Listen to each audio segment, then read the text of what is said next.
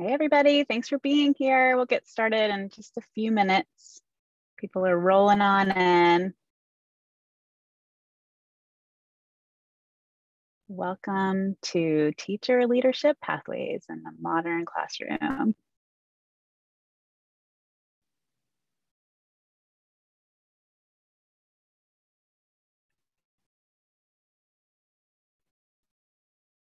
Glad to have you here. I'm going to go ahead and share my screen so everybody knows they're in the right place. Here we go. Could somebody in the chat tell me if my background is oriented correctly or if I'm backwards?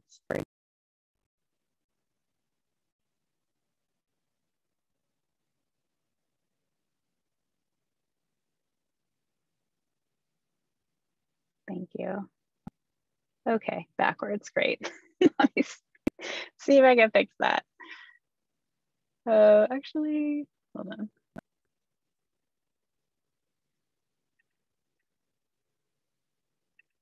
Let's see.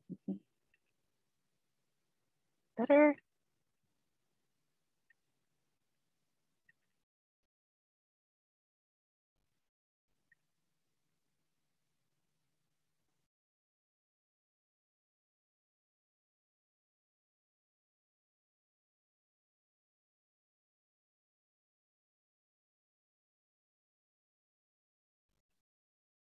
Okay, great. Well, we'll just go with the backwards background, but I'm glad that the shared screen is working. Let me give everybody just like 2 minutes. I know we have a short amount of time today to be together and talk about leadership pathways. So let me go ahead and get my timeline for about 1.5 minutes. Thank you for checking in. Oh, hey, Leon. I know, I wonder if the Eventbrite gave you all Allison's name. That's my theory.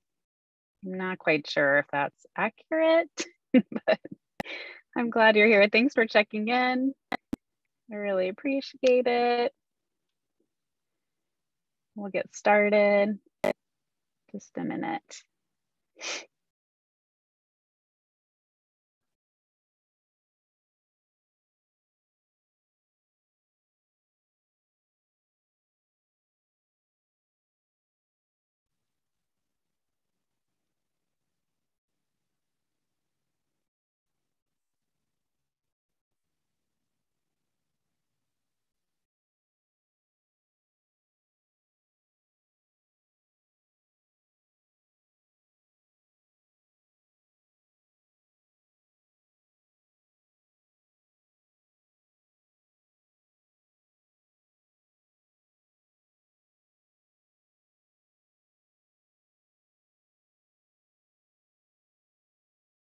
All right, everybody. We are going to go ahead and get started here. And I have our panelists in the waiting room with you all, and I am trying to figure out a way to, oh, he's, okay, panelist. Go ahead and let's see.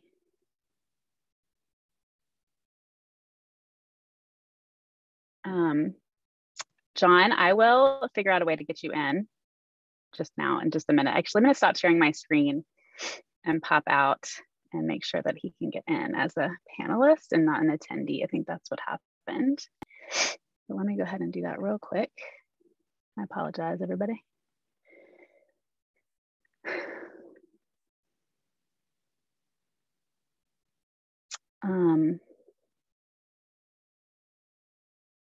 Okay, we'll go ahead and get started. All right, let me reshare my screen. Thanks for all of the patience. Let's get going.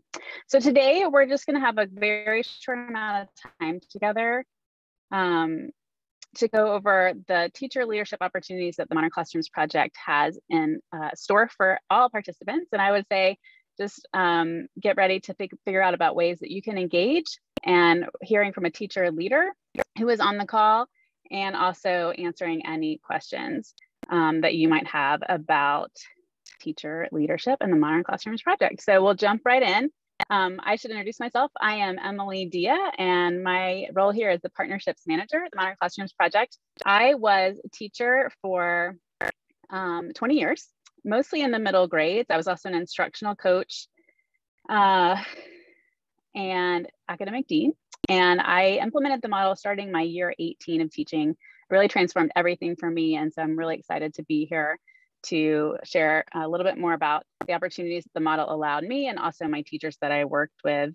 I am very excited about this. So I want you to think about, first, let's talk about the purpose of teacher leadership of the Modern Classrooms Project. We understand teacher leadership as, first of all, like joining the movement, you are a teacher leader. So I think there's this misconception in education that you have to like achieve a certain level of leadership to be impacting on a leadership level.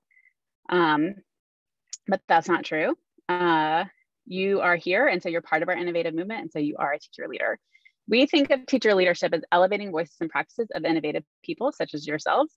We think of it as creating organic and varied opportunities for leadership. So there's not just like one way to lead, just like there's not one way to have a modern classroom. And then we think about keeping excellent teachers in the classroom as a really important part of teacher leadership opportunities. One thing I want you to think about when we're thinking about the impact of teacher leadership is just this idea that when you're engaging in innovative teaching practices and leading this way, that there are going to be some results that are going to be really apparent, that you're going to hopefully find teaching more sustainable, that you are going to be more likely to continue in our field, that you're going to enjoy teaching more, that you're going to feel more optimistic about education, and that you'll continue to do the innovative practices that you already have implemented as you've learned about the Modern Classrooms Project. This data comes from a survey of our educators, thinking about teacher leadership and teacher leader experiences and teacher experiences as they're implementing the model. And this comes out of our work with Johns Hopkins University. I also want to share with you a case study about teacher leadership, which is out of Reidsville High School in North Carolina. So in May of 2020, Reidsville High School enrolls their first cohort of educators. In January and April, through April of that year, 5 of those educators become DMCEs and then later expert mentors. Then in March of that year, a second cohort of educators is launched and leadership begins to enroll in the training. And then in May, another cohort is launched, a third cohort that includes teachers and more instructional coaches. The following summer in 2021, 13 more educators from that high school enroll. So at this point, we're at 37 out of 47 teachers trained in the model. And then 23 educators that summer ended up enrolling from the wider district in the Virtual Summer Institute. So in September of 2021, the district as a whole continues to partner with the Modern Classroom Project, enrolling 71 more educators in the Summer Institute. So all of that journey is to say, like, those 5 teacher leaders who really pushed back in 2021, January to April, really sparked district-wide impact. So it just starts with, a couple teacher leaders, and really incredible impact can happen across a district, and really incredible innovation can happen for children in those districts. So I want to go over a few leadership pathways that you can consider. If, like I said earlier, if you're part of our movement, you are already a teacher leader. We consider you as such. The first thing I want you to think about are ways that you can lead within your own network. You can engage with us on social media. You can follow and tag us at Modern Class Proj, and then hashtag My Modern Classroom. You can see some of these images on the right. They are examples of implementers and teacher leaders who have just tagged at Modern Class Proj about what's going on in their classrooms. So that's one way you can engage and lead within your own network. The second way is to share your Modern Classrooms journey with your school community. So you can open your classroom up. We have a visitor's guide that I will send to you in the links after we're done today, that you can post outside your classroom. Hey, this is what you're going to see when you walk in. This is the innovation I'm up to. This is how we are and how we roll. And then you can also present at a faculty meeting. And I'll also put in the chat the links to a deck that will take a link to that will make a copy of a deck that you can use to present at a faculty meeting. Another way you can lead within your network is to actually lead a PLC. And we're trying to get our panelist on. He's going to talk about that. I feel confident he's going to be able to log on here in just a minute. You can lead a PLC within your building. You can get from these links that I'll share with you sample meeting agendas, slide decks with templates to run 5 full meetings, things about like the model, basics of the model, blending instruction, digging deeper into self-pacing, mastery-based grading, and then preparing for a launch. So all of these are ways that you can lead within your own network, your own school network already. The second way that you can lead in the Modern Classrooms project is to lead within our network. So you can engage in the Facebook group.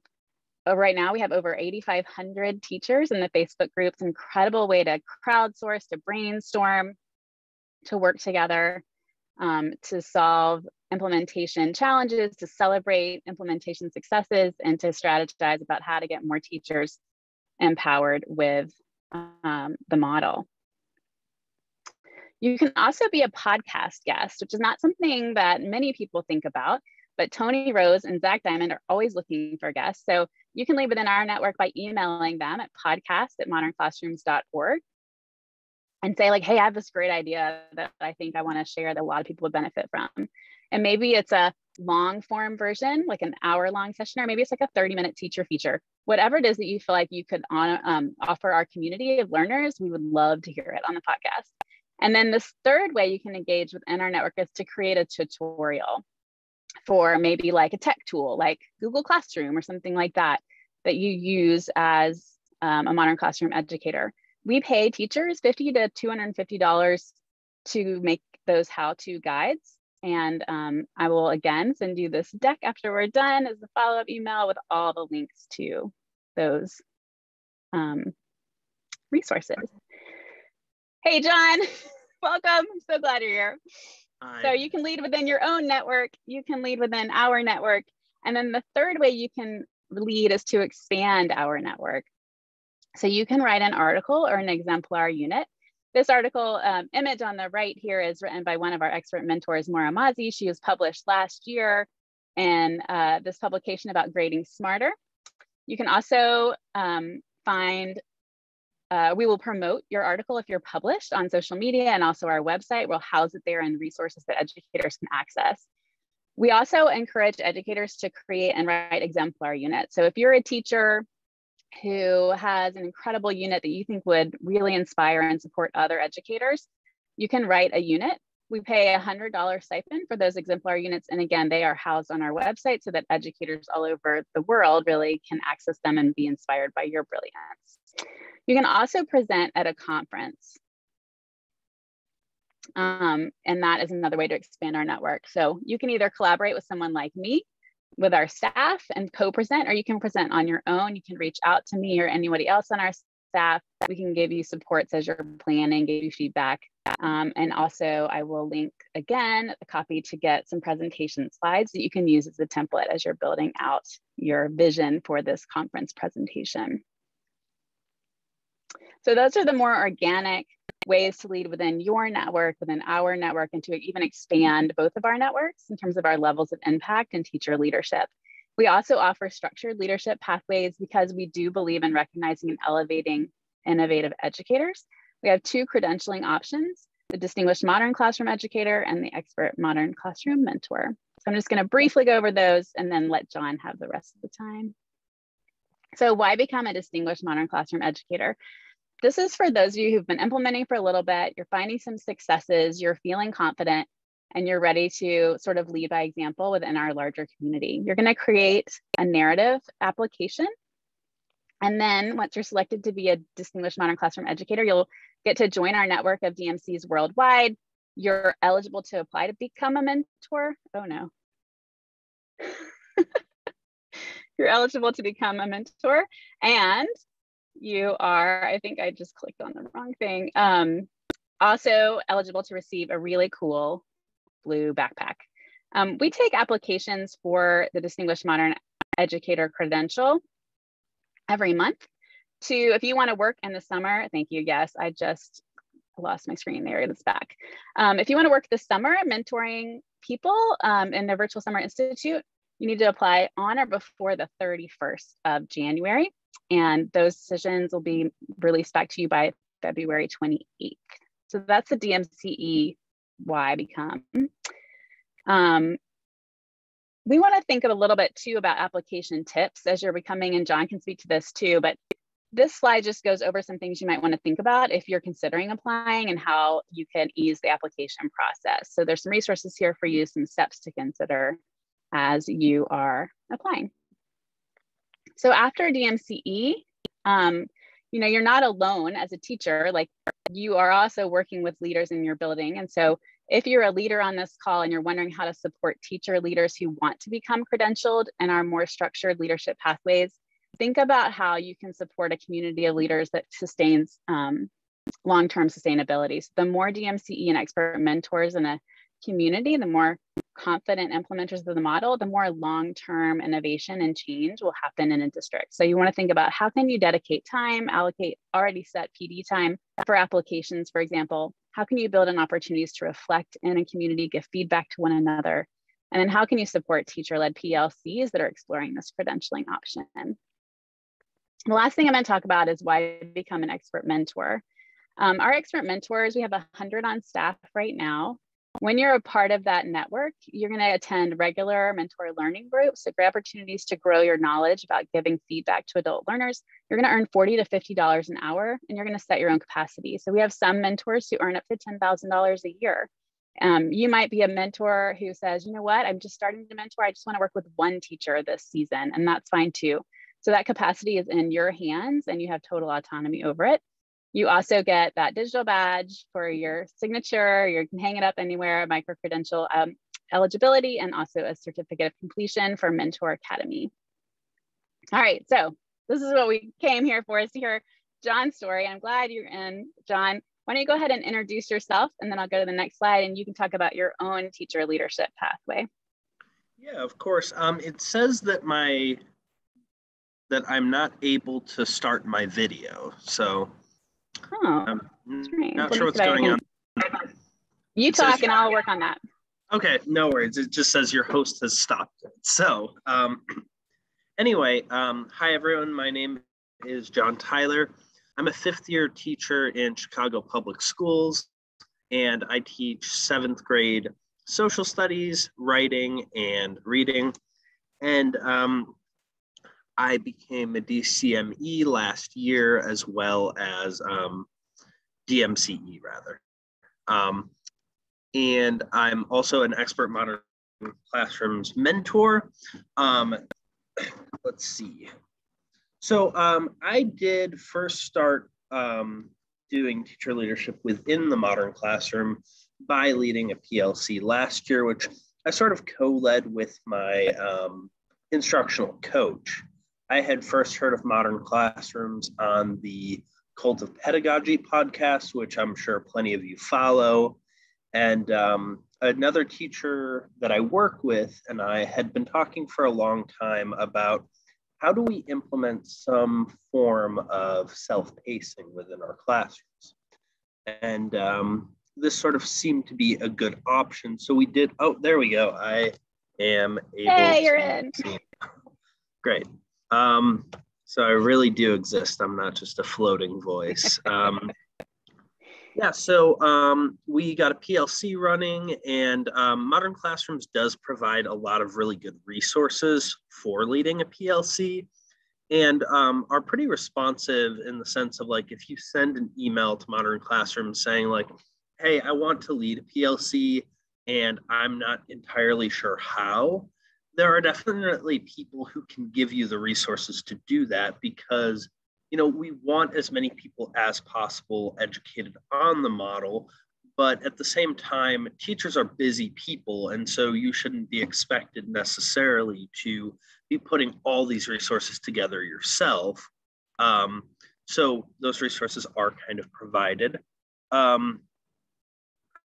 I also want to talk a little bit about the Distinguished Modern Classroom Educator Credential specifically, because the last I heard, we had 30-something thousand people have taken the free course. Is that correct, Emily? 35,000 around? Yep, about 35 almost, yep. Right. And so that's a fairly large number, but a lot of folks aren't necessarily going so far as to get the Modern Classroom's distinguished educator credential. And this can really be, for many of us, the difference between knowing the model and doing some things with it, and really doing this at a distinguished level and knowing I am an expert in how to implement this pedagogical model. And so one thing I really want to emphasize, someone asked a great question in the chat, how long do you have to have been implementing modern classrooms in order to apply to be a DMCE? And there is no actual minimum time limit. There's also not a minimum credentialing. Like I've heard some people ask in the past, like, well, do I have to have been through the virtual mentoring process in order to apply to be a DMCE? The answer to that question is no. I would, of course, encourage you to do the free course. I would encourage you, if you are able, to work with a mentor, because it's a fantastic opportunity just to improve your own implementation. And I myself am a mentor. I really enjoy mentoring, but you do not actually have to do that in order to apply. Here are a couple things to think about in terms of an application. First thing would be really using the resources that you are using for your school. You're more or less taking the portfolio of some of your best work and submitting that as your proof of distinguished practice. I would encourage no one to reinvent the wheel with this. Use the stuff you're actually using at school. I remember one person said one time, like, oh, I don't know if I have time to create all this stuff for the application. And I was like, oh, no, you should use the stuff that you are creating for your classroom. Another piece I would highly recommend is chunk it up however you want in terms of pacing, timing. The application itself, I have heard of some people feeling really just super motivated and plowing through the whole thing in one Saturday. That's not how I did the application. I did my application probably over the course of like 3 or 4 weeks, really. And I would just spend 10, 15 minutes at a time working on it. I submitted as much data. Oh, you're good. Sorry, was Keep that? Going. Oh, okay. No, you're good. I submitted as much data as possible. So like I had sent out like a student survey about their work with the Modern Classrooms project, their experience with it. I included that in my application. And probably one of the best things about this application process is that becoming a DMCE is true to Modern Classroom's form in the sense of being mastery based. It's not either you get it or you don't get it. If you submit your application and there's some stuff that we look at and we're like, okay, this needs some revision before this person is truly implementing at a distinguished level, we don't just say, well, sorry, sucker, you didn't make it, bye-bye. Rather, we will send back, okay, here are the places where further revision is going to be needed to really get you to that distinguished level. And you'll be able to revise and resubmit. Just like with our kids, we are no longer, we're moving away from saying, sorry, Bobby, you got a D, let's move on. We're actually wanting them to reach that mastery level, and we want y'all to as well.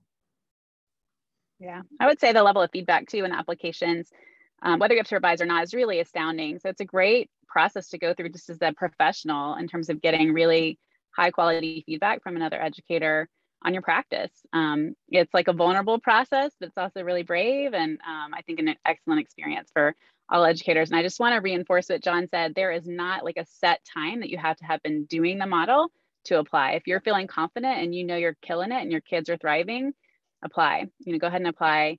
We are behind you. We want you to. Lead with Well, I think it's time for questions. We would encourage you to use the chat. We'll both look at the chat, not the Q&A, because we are a small group today. So go ahead and drop any questions you might have about teacher leadership pathways. We have about 3-4 minutes left together into the chat. Anything that you have heard that you might have a question about.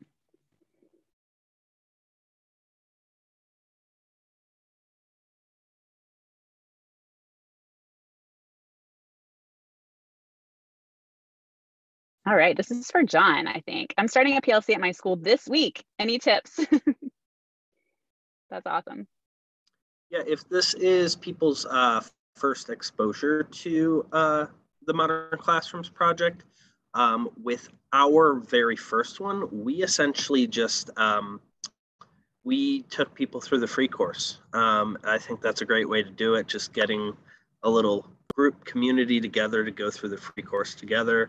And also just keep in mind with this, it is a teacher-led movement.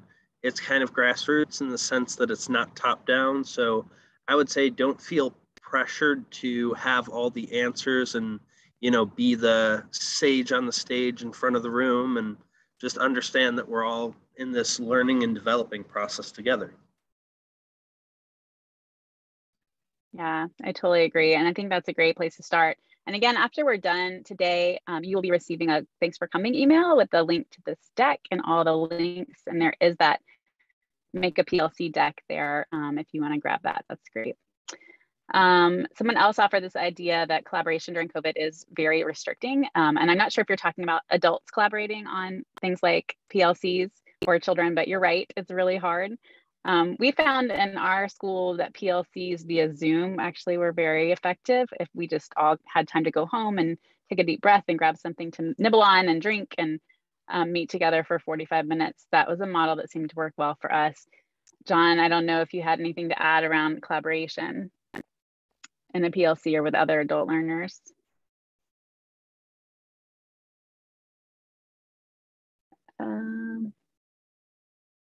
I'll be presenting Modern Classrooms. Cool. Great. Yeah. So make sure, and we will get the names fixed next time, but make sure you go into this deck and grab that slide deck that says for presentations. That'll be a great faculty meeting deck in there you can grab and make a copy of. A lot of times we encourage, and actually saw this in John's application to be a DMCE, we encourage you to put your own pictures from your own classroom in of your implementation, even if it's like a pacing tracker on the board, like you know, a grid of your what, however you're doing it, just include things that are real life, because teachers want to see how it's actually happening in real life. It helps them to see getting out of like the content, the head, and into like the actual application and implementation, to give them a vision of that for sure. Oh yeah, thank you for clarifying. The collaboration is part of the DMCE application. We also do offer some workshops. I think there are a couple left, or maybe one left. If you go onto our website, or you can email me at emily.d, I can send you the virtual workshop sessions, and you can join educators across the country who are thinking of applying collaboratively as well, virtually. Any other questions? We do want to leave out with a poll before we head out of here. All right. Well, thank you all for being here today and for bearing with the bumpy tech beginning. It was really good to be with you. I hope that you leave this session feeling empowered to take some leadership next steps. So I'm going to go ahead and launch this poll for you right now. I'd love to hear from y'all. Which next steps are you going to take to support yourself and or the teachers that you work with in their leadership pathways? I'd love to hear from y'all about what you're thinking about. What are your next steps? You can select more than one if you want.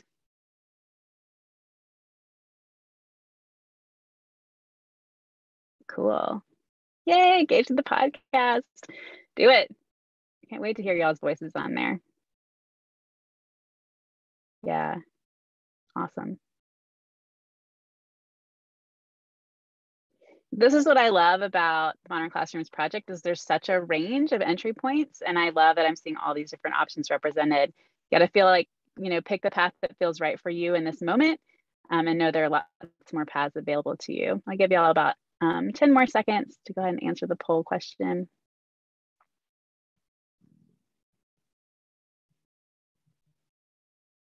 Cool. Great. Well, that concludes our webinar time together. We thank you so much for being here, and we look forward to our next webinar, which is in February, and it's going to be an overview for school and district leaders, especially looking to the summer and looking to empower a cohort of your educators in the Virtual Summer Institute. Here are the poll results. Can you see them?